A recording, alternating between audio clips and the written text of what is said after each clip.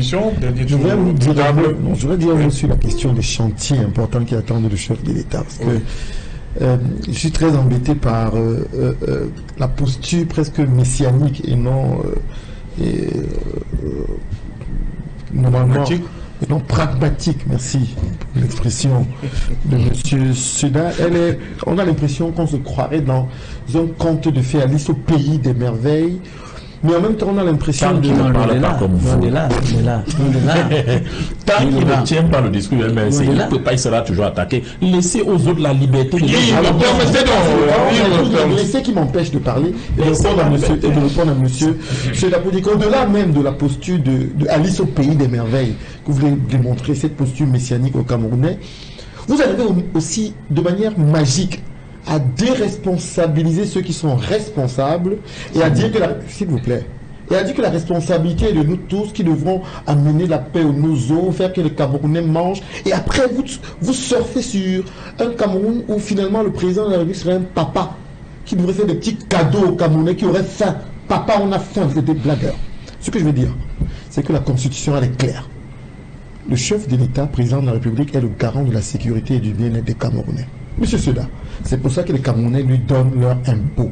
Nous donnons un peu, chacun, de souveraineté que nous avons en main. On donne tout ça aux mains du chef de l'État pour qu'il fasse son job. On ne demande pas de l'aumône. On demande qu'il fasse son job. Et quand on parle de chantier aujourd'hui, je ne sais pas ce qu'on appelle chantier important. Parce que pour le bien-être des Camerounais, tous les chantiers sont importants. Et aujourd'hui, il n'y a aucun chantier dormant. Allons-y comme vous voulez. Oui. Mais aujourd'hui, Serge Alain Retour, il n'y a aucun sujet où les Camerounais n'ont pas une sorte d'angoisse. Je les cite. Quand on parle d'eau, on n'a pas d'eau, monsieur Omer Seda. On n'a pas assez d'eau, on n'a pas d'eau. De toutes les manières, est-ce qu'on appelle les figures de style? Je parle avec la figure de style. Vous respectez le Non, vous aimez les enfants. Bon, ça fait un peu rire, allez-y. Quand on parle d'électricité, est-ce que les Camerounais ont de l'électricité? Il n'y a pas du tout. Quand on parle de route, quand on parle d'hôpitaux, est-ce que vous savez que dans les hôpitaux de la ville de Douala, on n'a pas plus de 30 couveuses? Et que normalement, dans un petit centre de santé, le minimum serait 5 couveuses. Est-ce que vous savez que la majorité, quand on parle du tissu des centres de santé à Douala, n'ont pas de couveuse? Est-ce que vous savez que dans ce pays, tous les jours, on détourne des milliards de francs CFA qui auraient pu permettre de sauver des vies? Il y a des mamans qui font des césariennes. Il faut payer 500 000 francs, 1 million, n'ont pas d'argent. Les enfants meurent. Vous leur demandez quoi? D'aller faire de l'église, d'aller prier pour que tout ça arrive? Non. Monsieur, à ceux qui ont reçu, qui ont la souveraineté des Camerounais pour régler ces problèmes. À un moment donné, quand on ne peut pas avoir des solutions, on parle de 42 ans. Il me semble qu'aujourd'hui... Vous avez 10 ans dedans, hein?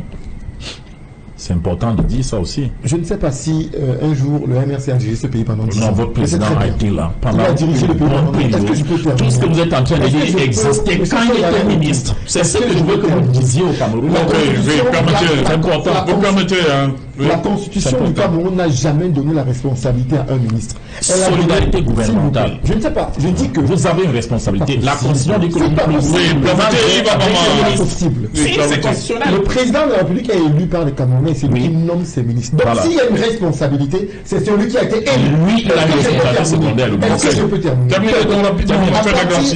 À partir de ce moment-là, aujourd'hui, les Camerounais doivent savoir qu'il est possible d'avoir un leadership différent.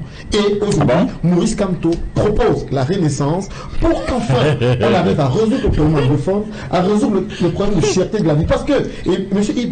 Abamala dit tout à l'heure, et c'était pas vrai, le RTPC n'a pas tout fait pour qu'on résolve ces problèmes aujourd'hui. Le chef de l'État n'a pas tout fait. Nous avons, si je prends simplement sur le plan de la diaspora, est-ce que vous savez les ressources qu'on peut mobiliser avec 6 à 7 millions de Camerounais à l'étranger? Non. Le RTPC estime que la diaspora ne sert à rien et on ne peut pas faire user de ce levier. Si on utilisait seulement ce levier, les choses seraient différentes. Qui avait son gars? Deux phrases. Première. Pour la première, Madame le chef de l'État est revenu en entier. En entier, c'est-à-dire quoi? On a vu plein de fonds l'autre jour. Maintenant qu'il est revenu, le vœu que les Camerounais émettent, c'est qu'on est à quelques mois d'une échéance importante. Après 42 ans. Les Camerounais vous en parlez c'est pas possible. Le vœu que les Camerounais émettent, c'est que le jeu électoral soit équitable, transparent, sain, et qu'il permette à tous les acteurs, où qu'ils soient, de compétir. Non, l'OMS ne sera pas là. Parce que, ça, c'est clair. j'ai l'impression que non, tous les acteurs de compétir. Ils ne seront pas là. Parce que avec son péril, avec son péril, on triomphe sans gloire. Merci. Et que le jeu soit simple. Merci beaucoup. Merci. Et que le meilleur gagne. Merci.